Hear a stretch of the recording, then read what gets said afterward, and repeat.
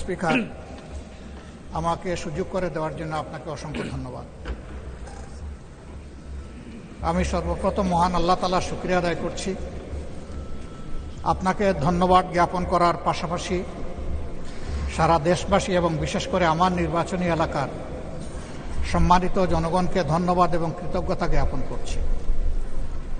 তারাই আমাকে এবং আমাদেরকে এখানে কথা বলার সুযোগ করে দিয়েছেন তাদের মূল্যবান ভোটের মাধ্যমে।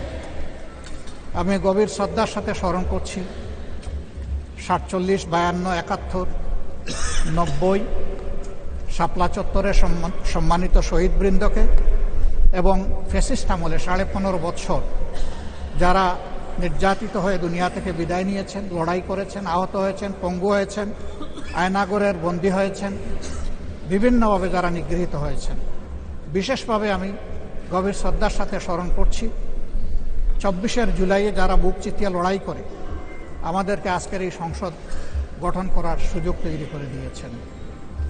তাদের মধ্যে যারা নির্যাতিত হয়ে দুনিয়া থেকে বিদায় নিয়েছেন, মহান রব্বুল আলমিনের দরবারে দোয়া করি আল্লাহ তাদের সকলকে শহীদ হিসাবে কবুল করুন।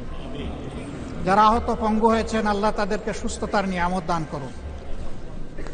আমরা সকলের প্রতি গভীর শ্রদ্ধাশীল, কৃতজ্ঞ, ঋণী। আজকের এই সংসদ গতানুগতিক কোনো সংসদ নয়, এটা 24 রক্তের উপর দাঁড়িয়ে থাকা একটি সংসদ। আজকে আপনি এই মহান সংসদের স্পিকার বা অভিভাবক নির্বাচিত হয়েছেন এবং আপনার সাথে ডেপুটি স্পিকার হিসেবে জনাব কায়সার কামাল সাহেব নির্বাচিত হয়েছেন। আমরা দুইজনকেই অভিনন্দন জানাই। মাননীয় স্পিকার, বাংলাদেশের স্বাধীনতার পরপর 55টি বৎসর আমরা অতিক্রম করে এসেছি। এই দেশের সংসদ এবং সংসদীয় রাজনীতি সত্যিকার অর্থে খুব কম সময়ে কার্যকর ছিল। অল্প যেটুকু সময় ছিল জনগণ তার সুবিধা পেয়েছে। বেশিরভাগ সময় ফ্যাসিজমের কবলে পড়ে এই সংসদ ছিল অনেকটা দামি সংসদ, অকার্যকর। এবং আপনি যে বিরল সম্মানে আজকে ভূষিত হয়েছেন, এই জায়গায় অভিভাবকত্বের দায়িত্ব যারা পালন করেছেন অতীতে, তারা নিজের উপর, সংসদের উপর, দেশবাসীর উপর, গণতন্ত্রের উপর, মানুষের অধিকারের উপর তারা সুবিচার অনেকেই করতে পারেননি। আমরা আশা করব আপনার এই অভিভাবকত্বের জায়গা থেকে, আপনি যদিও একটা দল থেকে নির্বাচিত হয়ে সংসদে এসেছেন, কিন্তু ইতিমধ্যেই আপনি ঘোষণা দিয়েছেন যে আপনি জাতীয়তাবাদী দলের স্থায়ী কমিটির সদস্য পদ থেকে পদত্যাগ করেছেন। এখন আপনি সকলে, আমরা মনে করি আপনার কাছে সরকারি দল এবং বিরোধী দল আলাদা কিছু হবে না।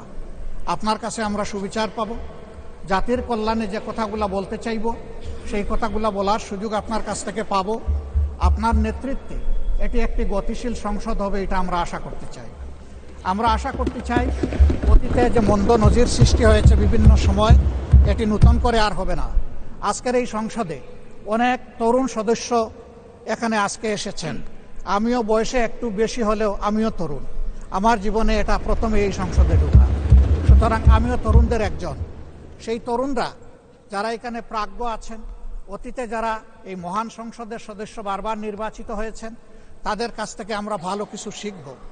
আমরা অতীতের সংসদগুলোতে দেখেছি এখানে দেশের মানুষের কল্যাণ বিবেচনায় আলোচনা না হয়ে মানুষের চরিত্র হননের জন্য এখানে বিপুল সময় ব্যয় করা হয়েছে।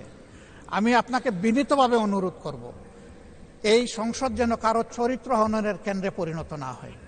আপনার কাছ থেকে কেউ সামান্যতম সুযোগও যেন এই ব্যাপারে না পায়। আমরা চাই এই সংসদ শুধুমাত্র জনকল্যাণে প্রতিষ্ঠিত হবে এবং পরিচালিত হবে। আমি আস্থাশীল, গভীর আস্থাশীল, আপনি একজন লড়াকু মুক্তিযোদ্ধা, আপনি পারবেন ইনশাআল্লাহ এই সংসদকে সফলভাবে নেতৃত্ব দিতে। আমরা আপনার সঙ্গত প্রত্যেকটি বিষয়ে কথা দিচ্ছি, আমরা আপনাকে সমর্থন দিব, সহযোগিতা দিব, আপনার জন্য দোয়া করব। আমরা আপনার কাছ থেকে শুধু ইনসাফ আশা করব। আপনি যদি এই সংসদের উপর ইনসাফ করেন, তাহলে 18 কোটি মানুষের উপর ইনসাফ করা হবে। কারণ রাষ্ট্রের গুরুত্বপূর্ণ 3টি অঙ্গের এটি হচ্ছে সবচেয়ে গুরুত্বপূর্ণ অঙ্গ। এই অঙ্গটা যখন সুস্থ সবলভাবে পরিচালিত হবে, বাকি 2টা অঙ্গ সরাসরি সেইভাবেই কাজ করবে। মাননীয় স্পিকার, আবার বলি, জুলাইয়ের রক্তের উপর দাঁড়িয়ে এই সংসদ, জুলাইয়ের একটা প্রত্যাশা ছিল, একটা মাত্র স্লোগান ছিল, উই ওয়ান্ট জাস্টিস। আমি আবার এটা এখন উচ্চারণ করলাম, উই ওয়ান্ট জাস্টিস। আপনার মাধ্যমে সমাজের সকল অসঙ্গতি, অন্যায়, অপরাধ, দুর্বৃত্তপনা, এটা রাজনৈতিক হোক, অর্থনৈতিক হোক, সাংস্কৃতিক হোক, এই সবগুলার অবসান ঘটবে এই সংসদকে কেন্দ্র করে। এই প্রত্যাশা ব্যক্ত করে আমি আপনার সুস্বাস্থ্য, দীর্ঘ হায়াত কামনা করছি এবং সফল নেতৃত্ব আমি কামনা করছি, যে আপনি অভিভাবক হিসাবে ইনশাআল্লাহ সফলভাবেই নেতৃত্ব দিবেন। আল্লাহ হাফিজ। আসসালামু আলাইকুম রহমতুল্লাহ।